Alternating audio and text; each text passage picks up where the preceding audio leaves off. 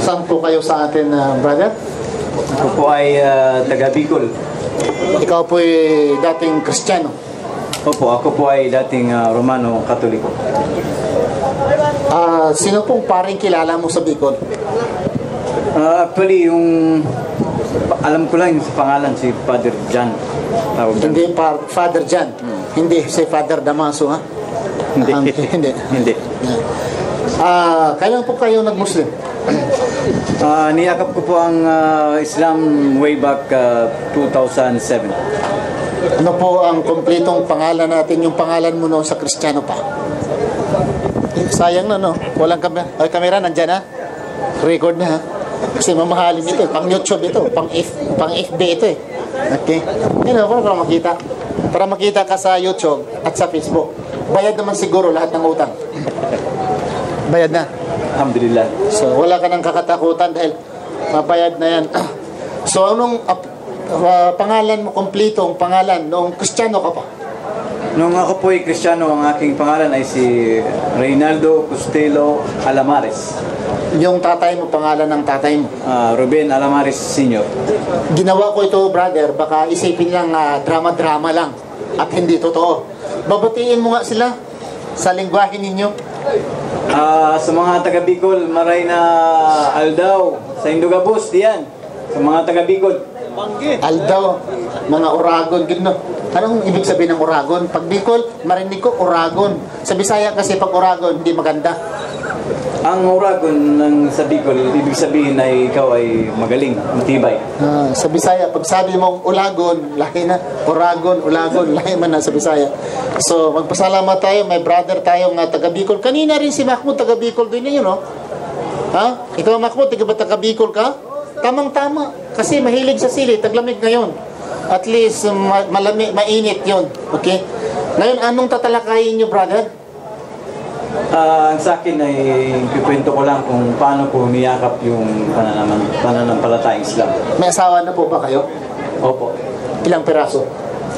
Isa lang. Isa lang. May plano ka ba? Wala na? Inshallah. Inshallah. Ay, mga dalaga dyan. Kung may plano kayo. Bago kayo makagusto nito, tingnan mo yung mukha ko muna. Okay?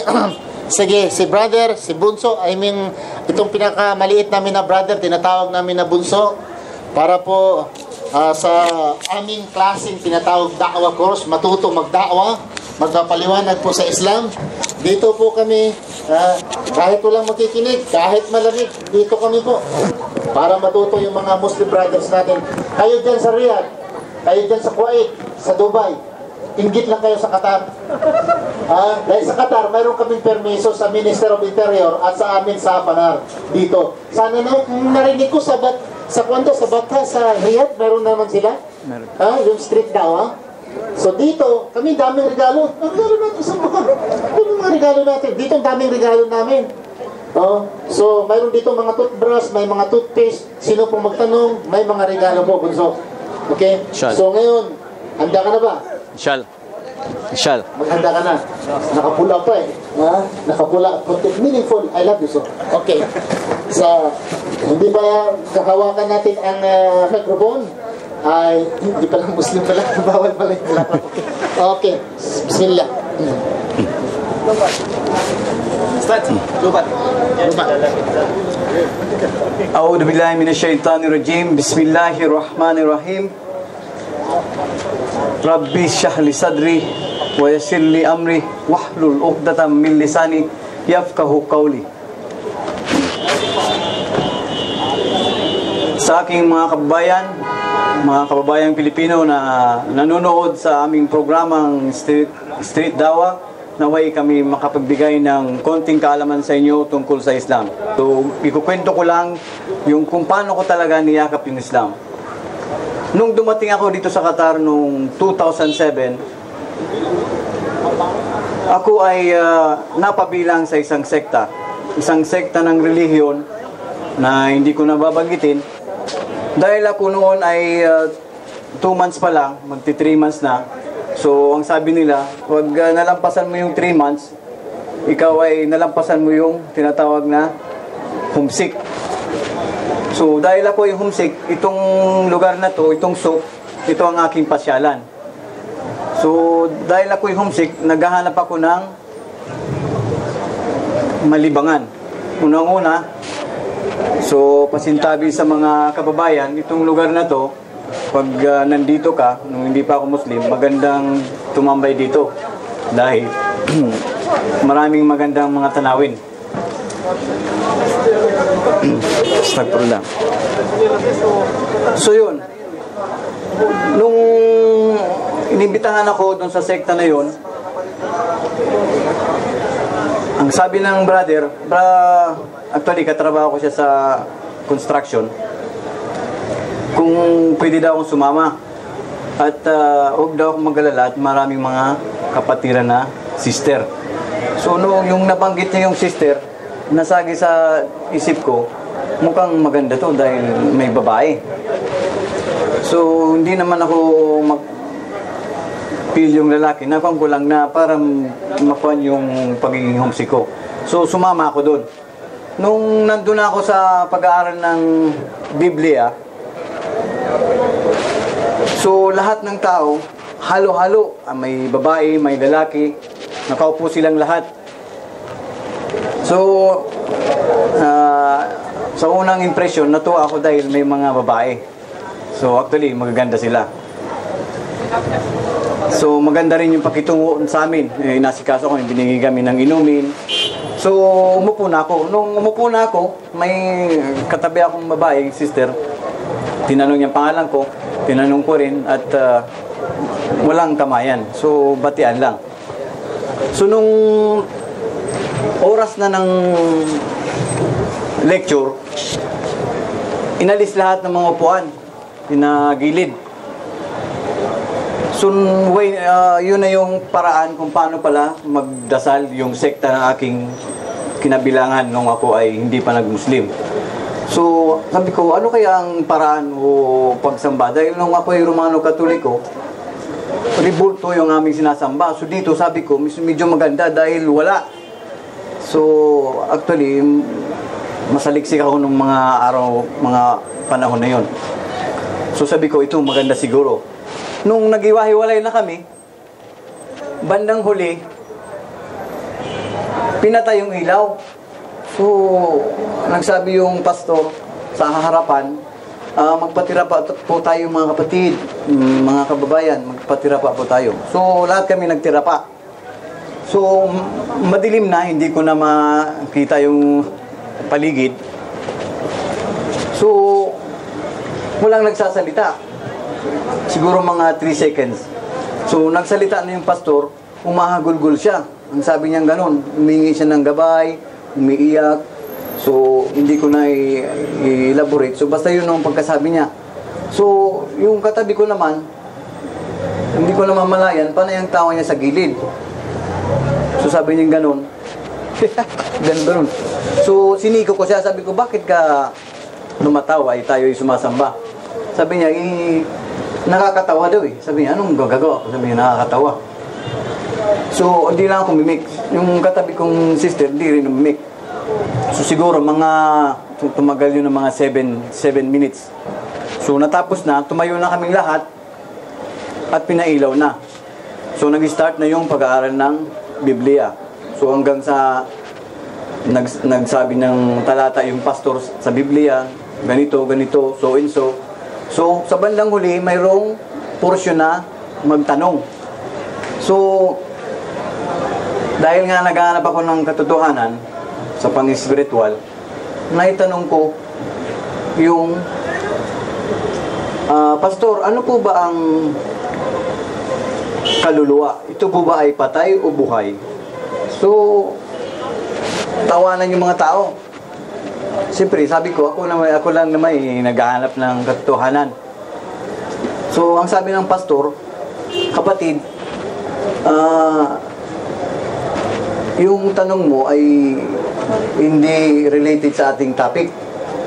So, pwede natin sagutin yan siguro sa mga susunod, sabi niya. So, sa ngayon, hindi ka muna pwede magtanong. So, sabi niya, bagamat tatanungin kita, sagutin kita, yung sa akin lang nalalaman. Sabi niya, kapatid, tanungin kita, ikaw ba ay buhay o patay? Sabi niya sa akin. Sabi ko, buhay po ako. So sabi niya, so So, ang espiritu ay buhay. So, nagtawanan din yung mga tao. So, dumiretso yung lecture, sa bandang huli, nagka-diferensya yung mic. So, hindi na tumunog. So, ang ginawa ng pastor, nagsalita siya ng masama doon sa technical. Sabi niya, blank and blank. So, alam na natin yung bad words. So, nagtaka na naman ako. Sabi ko, bakit ganitong pastor dito? Sabi ko, pastor, dapat magturo ng magandang salita. Yung lumalabas sa bibig niya ay iba. So, sabi ko, Diyos ko, napasama ata ako dito sa sinalihan kong to. So, sumunod na Thursday, kasi Thursday ang pagkuha sa amin dun eh. Mga alas 7. Andun na naman yung van. Pagbukas ng van, so, andun na naman yung sister. Sabi niya, brother, may Bible study na naman tayo. So, nabighani na naman yung puso ko dahil sister eh. Pero yung paghahanap ng katotohanan, sabi ko, ayaw, hindi na siguro. So, sabi ko, may nilalaban pa ako. Sunod na lang, sunod. So, hanggang sa nung sumunod, hindi ko na kinuha yung mobile ko. Hindi na ako nagpakita. So, hindi ko na sa madaling sabi, hindi ko na pinagpatuloy dahil sabi ko, kung ito ang totoong reliyon, unang-una, sabi ko, pag nag-aaral kami ng Bible study, sabi ko, bakit tinatakpan yung mga bintana? Bawal daw yung maingay. At kung papasok daw kami dun sa pag-aaral ng Biblia, isa-isa lang daw. Kami yung kapatid. Huwag ka munang sasabay sa kanila. Isa-isa lang kasi hindi tayo pwedeng sabay-sabay. So sabi ko, so ako yung palatanong palagi. Sabi ko, bakit? Kung ito yung reliyon na tunay, bakit tayo nagtatago? Anong klaseng reliyon to? Sabi ko. Sa sarili ko lang, hindi ko sinabi doon sa pastor. So sabi niya, isa-isa lang. So sabi ko, iba ata itong reliyon sinalihan ko. So sinabi ko sa puso ko na hindi na ako sasali. Yun.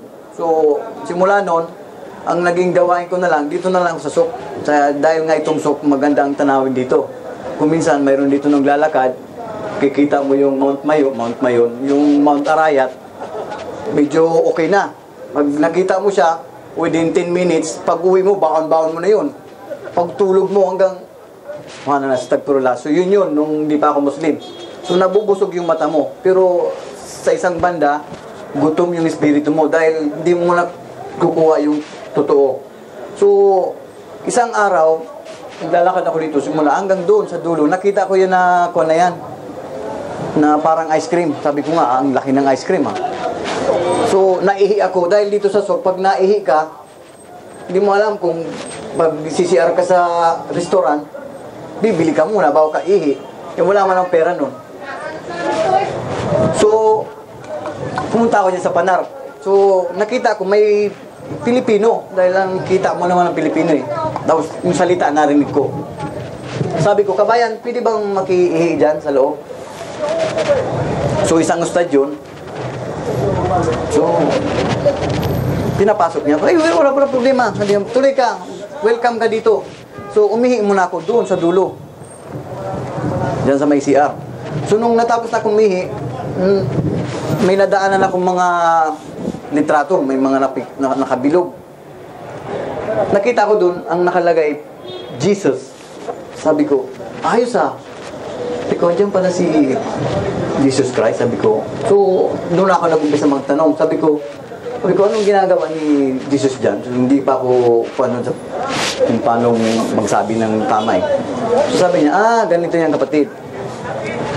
Si Propeta Jesus ay miyembro ng mga propeta na pinadala. So, dinawa niya ako. Pinadala ng Diyos mula kay, tingnan mo yan, family tree sabi niya. Mula kay Adan, Noah, Moses, Adan, Enoch, hanggang pababa, hanggang sa kauli-uli ang sugo na ang ating propeta Muhammad, sumakanya nawa ang kapayapaan. So sabi ko, sino ba itong Muhammad? So yun na nga, dahil nga naghahanap ako ng katotohanan, nagpaalam ako, sabi ko, pwede bang mag-aral ako dyan? Sabi niya, pupunta ka dito kada Friday. Sabi dito, libre lahat. May snack. Sabi ko, ayos to may snack, may tanghali. So hanggang gabi ako. Minsan may baon pa nga ako eh.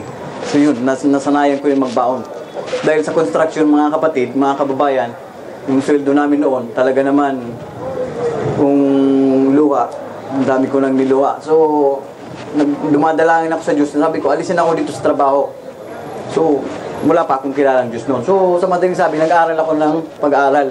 So, yun ang pag-aaral na yun, may portion ng tanungan. So, yung maganda to, sabi ko, may tanungan.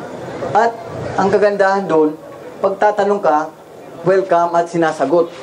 So, tumagal ako ng 3 buwan sa kakatanong. So, maalala ko yung brother na bago niya niyakap, puro din tanong.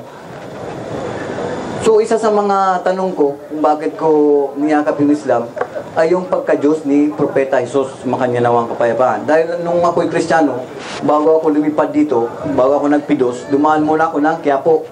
May dala pa akong panyo, ginanong ko yung likod nung Nazareno. So, dahil yun nga, wala pa akong alam sa reliyon eh. Ang akala ko, yung pagkaganon-ganon ko, gagabayan ako. So yun, nung pinag-aralan ko na yung pagka-Diyos ni Propeta Jesus, sumakanya naman kapayapaan, nalaman ko sa Biblia na si Propeta Jesus ay hindi pala siya Diyos na aking sinasamba noon. At dumating sa punto na nag-isip na ako, sabi ko, mukhang ito na ata yung tama. Pero hindi pa ako kumbinsido. Kailangan ko pa ng mga proof. So hanggang sa nag-aaral ako yun nga, sa madaling sabi, sa 3 buwan na pag-aaral ko, at nalaman ko na kung ano ang katayuan ni Propeta Jesus, sumakanya ng kapayapaan, siya ay hindi Diyos. Bagkus siya lamang ay isang propeta, isang dakilang propeta. Siya ay nagpalayas ng mga demonyo. So lahat ng mga miracle na ginawa niya, ito ay kapahintulutan ng Allah subhanahu wa ta'ala. So binigyan siya ng kapahintulutan. So madaling sabi, niyakap ko na yung Islam. Sabi ko, ito na to. Sabi ko, okay na to. So nung niyakap ko yung Islam, madamdamin dahil marami mga brother na yumakap sa akin. Nung ako ay magsyahada, actually, nag-iisa lang ako. So, sa madaling sabi, nag-Islam ako nung araw na yon. So, alhamdulillah. So, maraming nagbago sa akin. Yung pagsisigarilyo ko, pag-iinom, at ako ay nakapunta sa Saudi ng libre. Walang bayad. May konting budget pa.